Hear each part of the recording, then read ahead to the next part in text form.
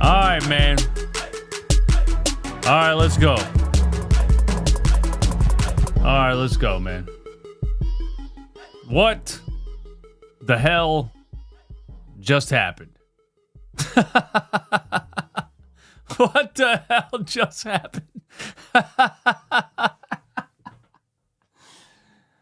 On the day the 76ers get Joel Embiid and Paul George back, they score 157 points in a basketball game. Joel Embiid drops 35 and 3/4. Everything looks...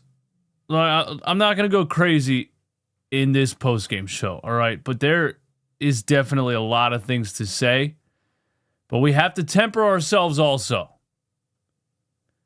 Run It Back Philly Sixers postgame live is brought to you by Bright Medical Technology of Philadelphia, Pennsylvania, Pennsylvania's largest medical supplier and pharmacy. Bright Medical specializes in ambulatory aids like walkers and wheelchairs, oral nutrition, tube feeding supplies, diabetic shoes and glucose monitors, incontinence supplies and catheters, all breathing medications. Kyle Lowry got in the game on his 40th birthday, and he hit a three, actually the three that made it 157-point total.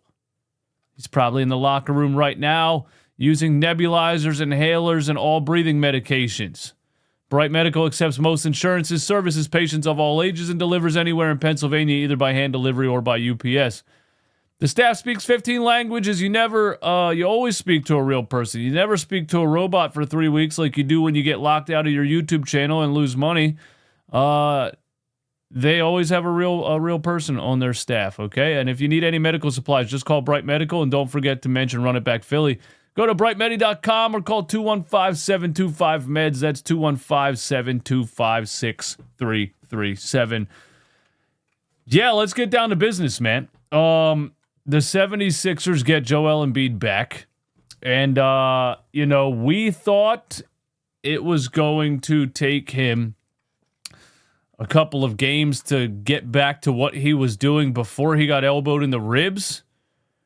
We thought it was going to take a couple of games for Paul George to get up to speed. I am caught in between. Did they really pick up right where they left off? Or are the Chicago Bulls really this bad? I can't figure it out as far as how bad the Chicago Bulls really are. Because they just beat the Houston Rockets a couple of nights ago. And the Houston Rockets, I don't think, are some kind of title contender. I think the Houston Rockets have a lot of problems. But they lost to this Bulls team. How did that happen? Because what I saw out there was a G League team. I mean, I just watched Mac McClung's highlights this morning of his 59-point G League game. That's what the Chicago Bulls defense looked like in this game. And do you remember when the Sixers were playing the Chicago Bulls in the beginning of the season and they were both 5-0? Oh, how the mighty have fallen. I don't understand what's going on with the Chicago Bulls. But I'm not going to blame the whole thing on that. Joel Embiid does look like he picked up right where he left off. He really does. I don't see any struggle or weakness. He didn't look out of shape. He didn't look like he needed to get his conditioning back before he looks good. He had some springs. I mean, he had some defensive plays. A block on Yabusele. Does that really count? Because that's a guy that looks like he can jump and then he doesn't actually get off the ground. He had a poster dunk. He had 15 points in the first quarter. 35 points in 3 quarters. I mean, what's really going on here? I thought, the Chicago Bulls didn't bring any double teams in that first quarter, which was crazy. And I liked what Joel Embiid did, man. A lot of times when he comes back from a long absence, he treats it like a preseason game, right? And he treats it like a warm-up. And he'll go out there and just shoot a bunch of jump shots and jog up and down the floor and not really play any defense. And then everybody, Joel Embiid has to ramp up. He has to get back into his thing. He didn't do that. I got to respect him for this, man. I got to respect him for this. He came back And he said, I'm not taking time to warm up. I'm not taking 5 or 6 games to get into the groove. I'm not doing any of that. I'm coming back and I'm getting busy immediately. And he got busy immediately. And it's not just scoring off of jump shots. We know he can score off of jump shots. He'll probably be able to drop 30 in an NBA game when he's 48 years old if his knees are still functioning. But what I really liked was the physicality, especially in the first quarter. If you're not going to bring a double team, this was more closer to the Joel Embiid of old, where he's going to put you inside the rim. There's been plenty of times this season and last season, plenty of times in Joel Embiid's career where he comes back from injury and he doesn't play physical like that. I love the fact that he was getting busy right off the bat, and the one possession, where the Bulls let him go one-on-one, and I don't even know who the defender was, Dosunmu, or I probably don't even know half the players on the Chicago Bulls team, to be honest with you. Okoro, maybe, but he just backed him down and hit him with a drop step, hold in L2 and hit square, and it's an automatic bucket. 2K players, you know what I'm talking about. I used to play back in the day. I don't know if the controls are still the same. But, just big drop step shoulder, lay in. I loved his approach from the first quarter on. And his shot was falling. He looked agile as, a 31-year-old on four knee surgeries is going to look. Again, he blocked a shot at the rim. He had a dunk. There was times where we didn't see Joel Embiid dunk for like 6 months. Remember when he dunked and everybody celebrated because we thought he couldn't dunk anymore? I am generally shocked at what Joel Embiid looked like in this game.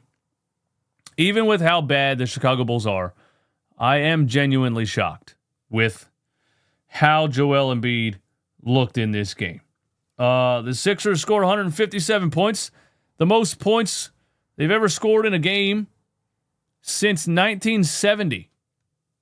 Since 1970.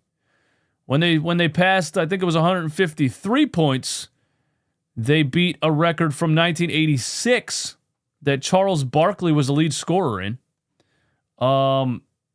They score 157.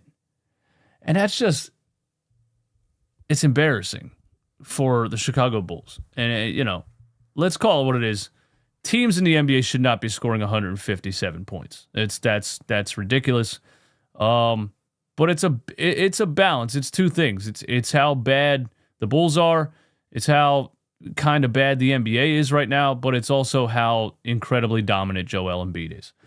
And I don't know how to describe Joel Embiid totally, because I fall victim to, and I know a lot of people do, and you guys are going to say things like stay on that side or whatever. All the Joel Embiid stans on Twitter are going to say stay on that side. I already had someone tweet me and say, you're just you don't know what you're talking about. You're just a clickbait YouTube channel, whatever. I told him to go to bed early because he has to clock in the morning, But I don't really know how to describe Joel Embiid, because it's like when he's healthy and he's on the floor, he's so good. And when he's hurt, I start to get so pissed off by how bad the team is that I think I forget how good he is. And then, and I think a lot of people do. And I've been saying if healthy this whole season. A lot, and I still say, if they have their whole team, I was trying to say it in the stream the other night, if they have their whole team, they can compete with the Detroit Pistons in the first round of the playoffs. I think they have a lot of issues that'll probably arise in a series like that, and I probably wouldn't take them in a 7-game series, because outside of Embiid, Paul George, VJ, outside of their top scorers, I don't think their role players are great, but the Pistons aren't great either, though. Honestly, the Detroit Pistons are their best matchup in the playoffs. Anyway, I don't want to get into that. What I'm saying is, when Joel Embiid's healthy, he's so good that he makes you a good team automatically. He took TJ McConnell and Robert Covington and Luke Bahamute to a 12-5 record the first month of his rookie season. Before he had his first ever NBA stint was well above 500 in a month, But I don't know how to describe him, because once he's out for an extended period of time, the team is so bad, And then I kind of forget how good he is. I try to remind myself, but it's something I can't remember until I see it again, you know? So here's a couple of phrases or words to really describe Joel Embiid, okay? A phantasm. And I don't know if I'm pronouncing these right. A phantasm. Something that appears real and powerful, but is actually illusory or temporary. It captures the feeling when he plays, he's an undeniable physical force, but when he vanishes, the memory of his dominance feels like a dream. I got a couple more of these that I think are good. Thaumaturgy.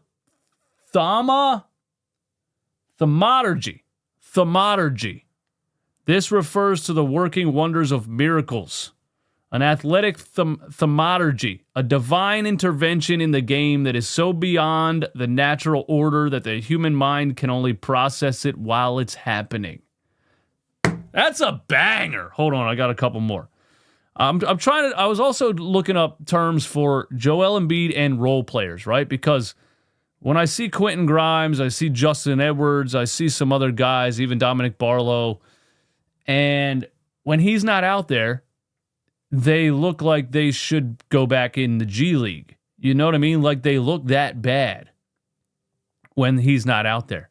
And then when he's out there, everything falls into place and these guys can play their role. I've been saying the same thing about Kelly Oubre and guys like that even last year. But it's wild the difference in what these players look like talent-wise when Joel Embiid's on the floor being the nucleus. All right, so here's a couple terms to describe that, okay? Joel Embiid is a keystone. In architecture, the keystone is the single stone at the top of an arch that holds all other stones in place. Without it, the entire structure collapses into a pile of rubble. Joel Embiid is the keystone of the process. When he is present, every role player has a purpose and a place, and when he is removed, they are just scattered debris. I got one more. The Demerge. In ancient philosophy, this is a deity-like figure who takes pre-existing chaos and fashions it into a rational, functioning universe.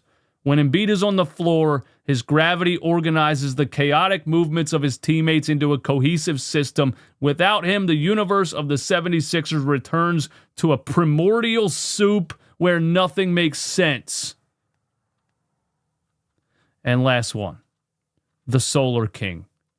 Joel Embiid is the sun around which the entire Philadelphia system orbits.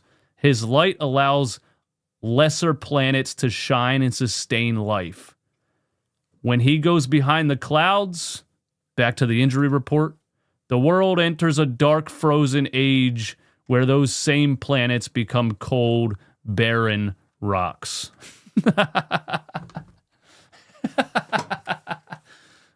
Anyway, thank you for hanging out for that segment of the show. I thought that was fun. Yeah, I don't know how else to describe Joel Embiid. It's honestly unbelievable. He is a mystical creature. He's so good at basketball and so dominant that he changes the entire landscape of the 76ers when he steps on the floor, when he's healthy.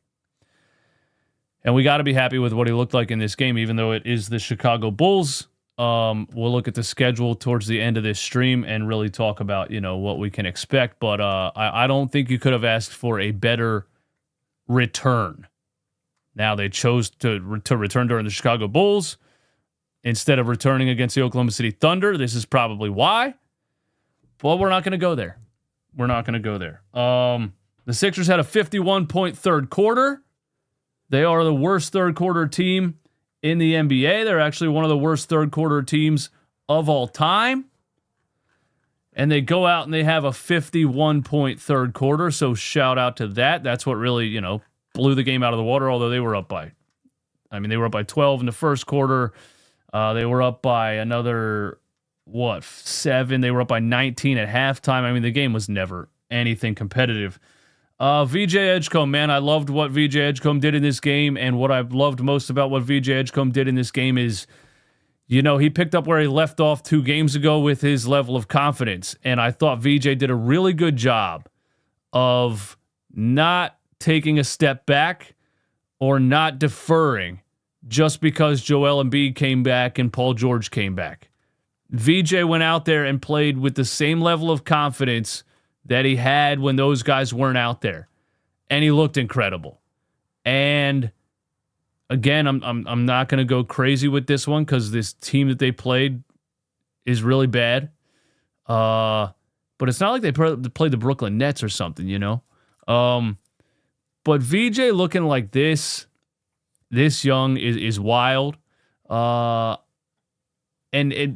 it's going to be inconsistent because he's so young. But sometimes he looks like a star player. Like that's the wild thing about it. He's a rookie, and sometimes he looks like a star player. He had 22, 6, and 6 in this game. I'm not going to say anything more. I was going to say, if they can get this level of production out of VJ in the playoffs and stuff like that, I'm not going to do any of that in this show. I'm going to try not to do any of that in this show. I'm going to try to just keep it the present and talk about what happened. But,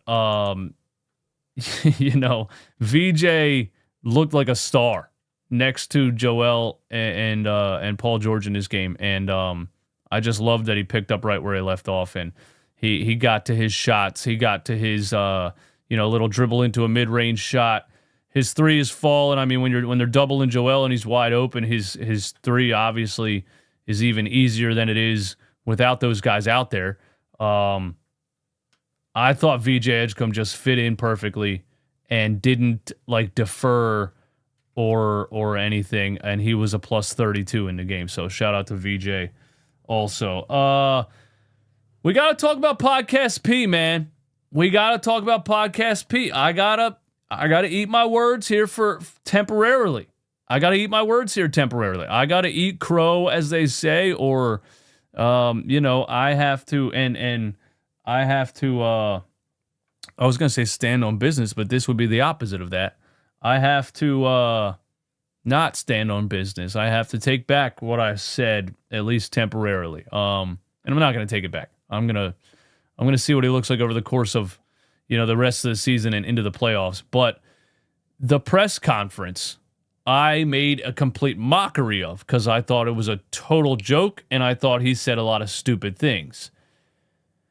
And then he comes out there and plays like this, and I was like, wait a minute. Maybe he was being serious, and maybe he was telling the truth, and maybe I was being too hard on my reaction to his press conference. He said, I don't think I was slandering him directly in the press conference. I was slandering the fact that he's cooked and the 76ers gave him a max contract for the most part. But I got really mad reacting to the press conference because he said, my body's not what it used to be. And he said that he was depressed because he couldn't perform to the level that he wanted to. And that's why he took the drugs that got him banned or suspended for 25 games or whatever. Who's in here? Somebody in here? Fuck, I forgot what I was saying. Hold on a second. Yeah, and I was really hard on the press conference. And then he comes out and plays like this, and I'm like, wait a minute. Maybe he was struggling physically in the beginning of the season. But I mean, he's 35 years old. He's not, he is cooked. But he didn't look cooked in this game. And then he also said that the 25-game suspension was good for him to get his mind and his body right. And I got to give him credit. He comes out here and does this.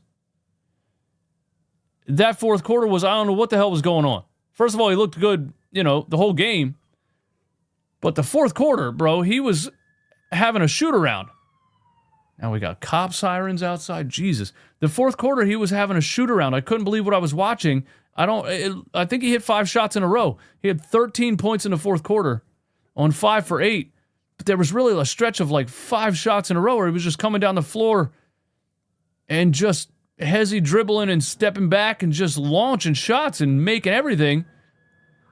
He was really making a mockery out of the Chicago Bulls in the fourth quarter. And then he sat down for the rest of the game. But I just wanted to say, at least in this game, I got to give Paul George credit for what he looks like. Physically, mentally, he looked locked in. He said in the press conference, I was struggling physically and I was struggling mentally. And, this performance kind of makes me feel bad for how I reacted to that because he looks great. Again, am I falling for a trap? You guys let me know in the comments. I know people are going to say don't fall for it. And this is a really bad Chicago Bulls team. But if they stay this locked in, I'm not going to say it. We'll see moving forward. But this was the best version of Joel Embiid and Paul George in the same game, I think, that we've gotten, all season. And all of this is without Tyrese Maxey. They're really going to make me believe? Are they going to make me believe? Guys, are they going to make me believe, man? Even Quentin Grimes, man, he had 13, 6, and 5, and he didn't look like the Quentin Grimes that we see when star players aren't out there, which is like, I'm Quentin Grimes, I'm going to play like a superstar right now. I'm going to try to get that $25 million that I said I wanted this the past offseason, and he dribbles the air out of the ball and turns it over 75 times in a basketball game. Quentin Grimes, what did I say? Joel is the keystone, right? And all the other stones fall into place. Joel Embiid is, what did I say? They're like the dominant planet that lets all the other planets have light. Like, yeah, Quentin Grimes looked like he fit in his role in this game for the most part. He still had a bad turnover in the first quarter where he dribbled baseline for no reason and dribbled it off his foot. That was very Quentin Grimes-like. There was a funny segment of the game in the first half where Joel Embiid got doubled on the wing and Quentin Grimes was on the other side of the floor, like waving his arms for the ball. Bro, know your role and shut your mouth. You don't wave your arms when Joel Embiid has the ball. Joel Embiid will do what he pleases with the basketball. Either he could shoot over a double team when you're wide open and nobody would care. You know what I'm saying? I thought that was funny. But I do think, all of these role players looked much better in their role than they look when they're trying to carry the scoring load, and that's just all based on how damn good Joel Embiid really is. And Cameron Payne came in off the bench and was cooking, had 15 points and was 5 for 8 from three-point range. And then, Justin Edwards had 12 and was a plus 20. At least for this game, what you guys have been saying, and what the media has been saying, which I've been calling a lie, which is, these role players playing bigger minutes in these games without the stars gave them confidence and gave them chemistry. And if they can carry it over when the stars come back, this team can be really deep and can be really dangerous. And I'm like, you guys are lying to the fans. None of this matters. It's all bullshit. At least in this game, it looked like it's true. So we got to see what it looks like moving forward. But it looked like their energy and their chemistry, I'm talking like Justin Edwards, Cameron Payne, Quentin Grimes, it does look like it carried over and they picked up where they left off confidence-wise and like rhythm-wise with Joel Embiid and Paul George back on the floor. But we got to pump our brakes and wait to see, what they really look like for the rest of the season. But I couldn't imagine a better Joel Embiid, Paul George return than what we witnessed tonight. And I want to say also, shout out Gershon Yabusele. He bought himself out of a EuroLeague contract, came over to the NBA, played center for the 76ers for a whole season, which shouldn't have earned him any money at all because he was getting cooked. Completely cooked. It was a layup line. The Sixers started the season 5-20. I don't know why Nick Nurse was playing him at center in the first place. Nick Nurse almost cost him a lot of money. And then the Knicks gave him a 2-year, $6 million contract. He cashed the check. He started eating 10,000 calories a day. Now he's 340 pounds. Can't jump. Can't really do much of anything. And he's going to go back to the EuroLeague. But get your money. Get your money, Yabu. I respect it, bro. I respect it. I respect Yabusele when I see him out there. I'm like, I respect that. You know what I mean? He left the EuroLeague. He got in shape for 2 seasons. He made $6 million and he went back. And he's probably going back.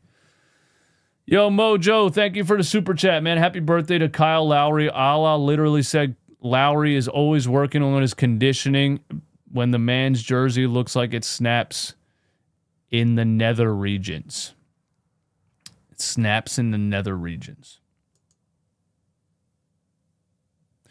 Allah said Lowry's always working on his conditioning. Yeah, I mean, that's his job to say positive things. Kyle Lowry does not look like he's working on his conditioning. He looks like he is retired. But hey, man, Kyle Lowry hit a 3 on his 40th birthday to make it to give the Sixers 157 total points. And that's all I'm going to say. I have nothing negative to say about Kyle Lowry or anybody else on the 76ers after a game like this. We'll just have to see, what happens moving forward, man. We'll go over to Twitter. And then we'll look at the schedule. Let's see. Legion Hoops, Paul George, 28-6-4 in his first game back. The NBA is better with PG-13. Well, it's PG-8 now, but the NBA is better with PG. NBA on ESPN posts Embiid and PG got right to it in their return. 157 points. Their most in a game in 56 years. This is wild. It is a testament to, the Chicago Bulls right now.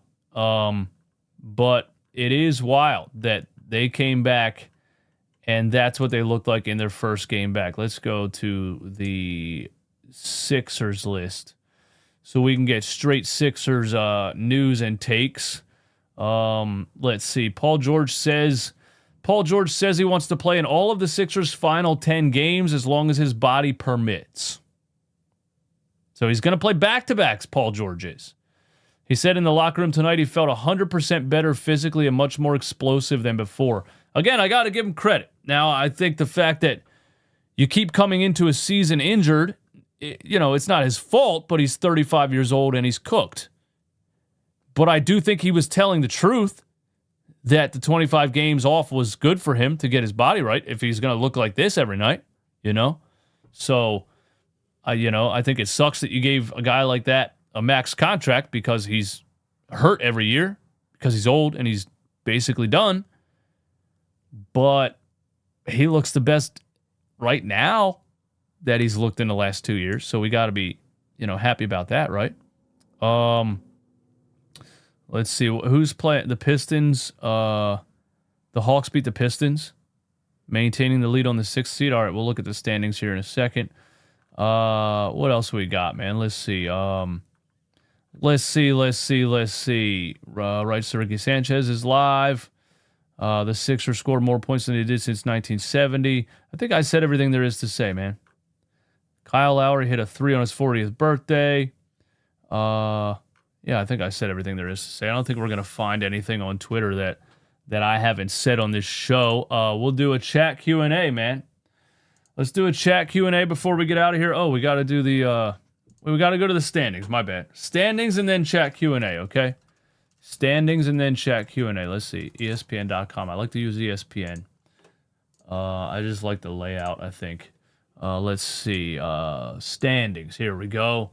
The Philadelphia 76ers are in the 7th seed. Didn't know they were going to get Joel Embiid and Paul George back. I had every right to think they weren't going to. I didn't know Paul George and Joel Embiid were going to look like this. I had every right to believe that they weren't going to. And we'll see if it continues. But they are just one game out of the 6th seed. They're one game behind escaping the play-in tournament. But at the same time, I would rather them face Detroit. I would rather the 76ers stay in the play-in tournament. Stay in the 7th seed or 8th seed. Win the play-in matchup. The Miami Heat suck. Win the play-in matchup. And then play Detroit in the first round. I don't want to play Boston in the first round. I don't want to play New York in the first round. I don't want to play Cleveland in the first round. The Sixers' best path is to stay in the play-in tournament. So stop winning. All right? Stop winning. Don't get out of the play-in tournament. Stop winning. That's how I feel about it. How do you guys feel about it? We're not beating the Hornets in a play-in. Man, it's all about Joel Embiid, man. You're telling me right now, Burley sauce. You're telling me right now, that Joel Embiid that you just saw score 35 points in 28 minutes. The Hornets are stopping that? How? And I love the Hornets. I think the Hornets are great right now. The Hornets are a three-point shooting, well-oiled machine right now. They're breaking records for made threes in a single season. But if Joel Embiid's playing like this, I'm taking the Sixers, man. If Joel Embiid's playing like this, I'm taking the Sixers, man. Taking the Sixers. The Hornets are so good. Look at their record. 38-34. We have to fall to 9 or 10 to play the Pistons. Why? Don't you just have to be the 8th seed? Oh, the winner becomes the 7th seed. Yeah, I forgot. The winner becomes a 7th seed. You gotta... Well, you don't have to fall to 9 or 10. You have to lose the first game of the play-in. If you're in 7 or 8, you got to lose the first game, win the second game to become the 8th seed. Would you rather play the Knicks or the Cavs? The Knicks. I'd rather play the Knicks than the Cavs. And another series against the Knicks would be cinema. Another series against the Knicks would be cinema. Absolute cinema. As long as the Big Four playing all together and avoid the Celtics in the second round, might have a chance low-key.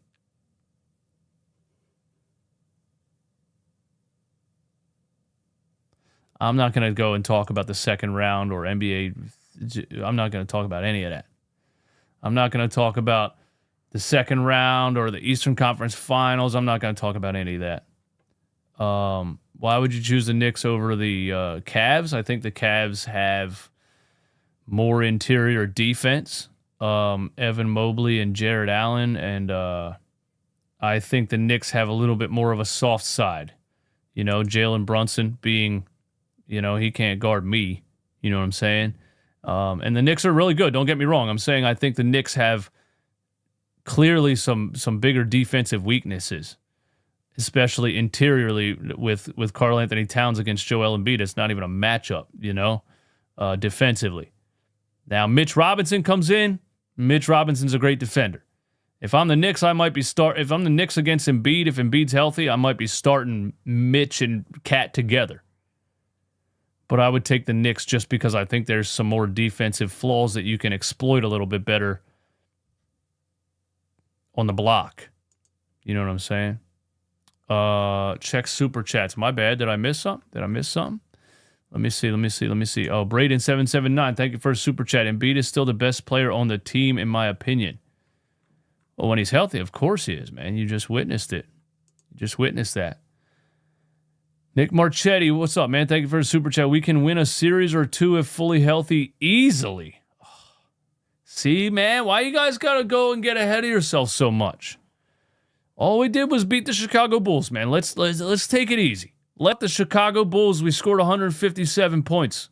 We got to chill. We got to chill, man. We got to chill.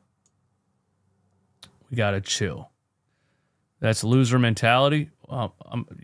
People ask me who I would rather play, what I think the better matchup is. I'm telling you what I think the better matchup is. How is that loser mentality? The fuck? If the Knicks don't sign him this offseason, I want Sixers to sign Mitchell Robinson. I'd rather pass the Raptors in the standings before thinking about playing them. You think the Sixers are going to get up to the 5th seed, man? All right, let's look at the schedule. You son of a. All right, let me go Sixers schedule. Let's see who's left, man. And let's hope that, Paul George said he wants to play the remaining 10 games. Joel Embiid has not commented.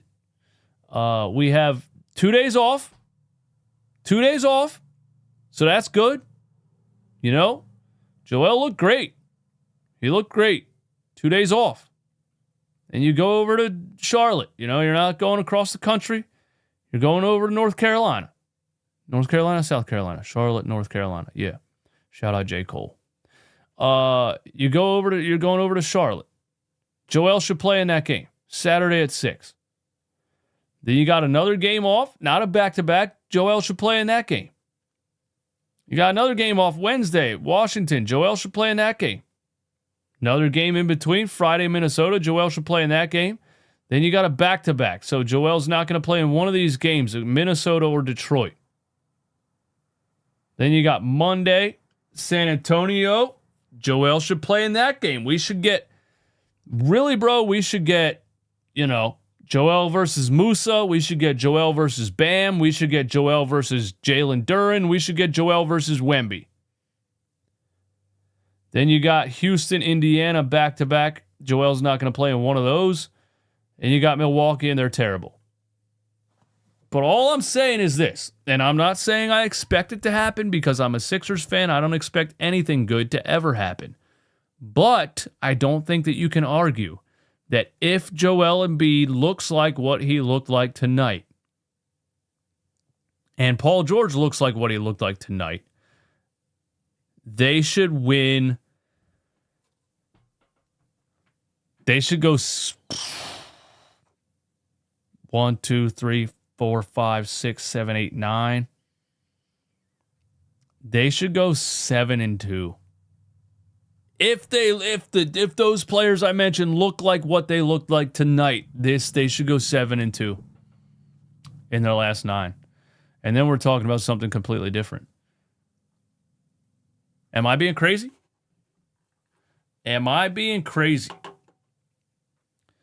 Resting for Detroit. We don't want to give them any tips for the playoffs if we see them. I don't know if it's giving them tips. I mean, everybody knows exactly what Nick Nurse's strategy is. Give the ball to Joel Embiid, let everybody run around and, force them to bring a double and hit open shooters. And I don't think we're giving them any tips. I don't want him to play against Detroit because they're going to take out his knees. You know what I'm saying? The Detroit Pistons lead the league in fouls. I don't want him to play the Detroit Pistons. And you guys were right about him not playing the Oklahoma City Thunder. Same situation. Everyone is switching up. Yeah, here's what happens, man. When you witness something like the Sixers losing all of their players and being really bad, and then somebody comes back and they look really good for one game, you're gonna be pleasantly surprised. Like, people can't predict the future. All we can do is react to what we see. And so when you see a game like this against the Chicago Bulls, yeah, it's going to change your mind a little bit. That's how the human brain works. That's how emotion works. When facts change, your opinion changes. It's not that crazy. This whole stay on that side thing, like, it's so crazy to me, man. Like, if somebody said, you know what, the Hornets are going to suck this year, right? And then the Hornets go on a 9-game win streak and a 6-game win streak, and they're breaking records for threes made. And then that same person says, you know what, I am pleasantly surprised with the Hornets. They're not sticking to what they said and saying the Hornets still suck. They're also not lying and saying, I knew the Hornets were going to be this good. You know what I mean? They're just admitting that the Hornets surprised them. And they're like, you know what, the Hornets are surprising me this year. They're pretty damn good. And people are like, oh, that's not what you said at the beginning of the season. Yeah, I know that, bro. Because I didn't expect them to look like this. That's not that hard to figure out. You know what I'm saying? It's really not, man. If you don't have faith, then log off. Why are you wasting your time? No, that's not it either. You don't have to log off if you don't have faith. You're allowed to have whatever opinion you feel. Whatever opinion you feel on anything. You're allowed to have it. It's okay. It's okay. We don't have to do this if you disagree with me, you're stupid type shit. You're allowed to have any opinion you want. Actually, I encourage you to have your honest opinion. Don't let the internet create your opinion. Have your honest opinion. How do you feel? If you don't have faith, say that. That's perfectly fine. This team has given you no reason to have faith. They've been screwing us over since 1983. The 15 years of the process, and still can't get out of the second round? You don't have to have faith. You have no reason to have faith. Just be honest. Say how you feel. You're entitled to it, man. Let's see. What else we got, man? You can't expect half a basketball team to come out and win in a professional league. This Sixers team is clearly built around Joel Embiid, and it's clear. Yeah.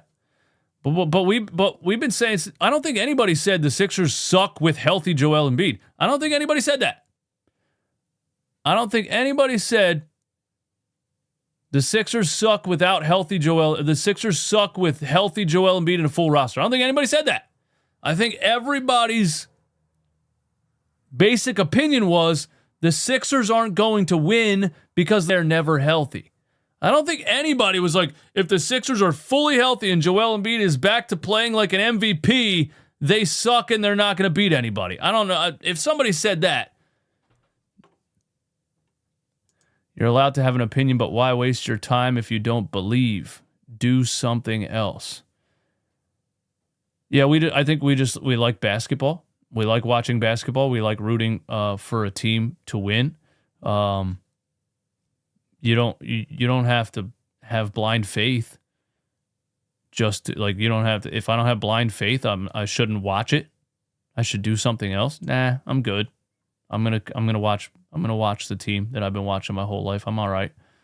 I don't have to have blind faith in them winning a championship. I don't have to sit back and say, I believe they can win a championship. I don't have to say that. I just like to watch them play and tell you my honest opinion on what they look like. And to be honest with you, you saying, do something else, I might actually enjoy doing something else in a different lifetime, but this lifetime, sadly, I don't really enjoy doing anything else. So I'm kind of screwed actually in the point that you're trying to make. If you don't believe in the team, don't even watch them. Go do something else. I don't like doing anything else. That's why I'm here.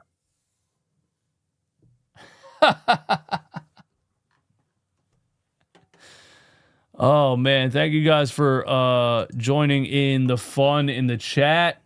Yeah, we're not going to make any crazy predictions. We're not going to go nuts. The Chicago Bulls team is really, really bad for some reason. I don't know how they beat the Rockets last night. Maybe this says something about how good the Sixers are about to become. Or maybe it's a flash in the pan and it's short-lived. I don't know. I don't have a crystal ball. If I was a betting man, I would never, ever bet on the 76ers because they're the most unpredictable team in it to ever exist. But this was the best return for Joel Embiid and Paul George that you could have asked for. That's all I'm saying. Thank you guys for tuning in. Thank you for hanging out.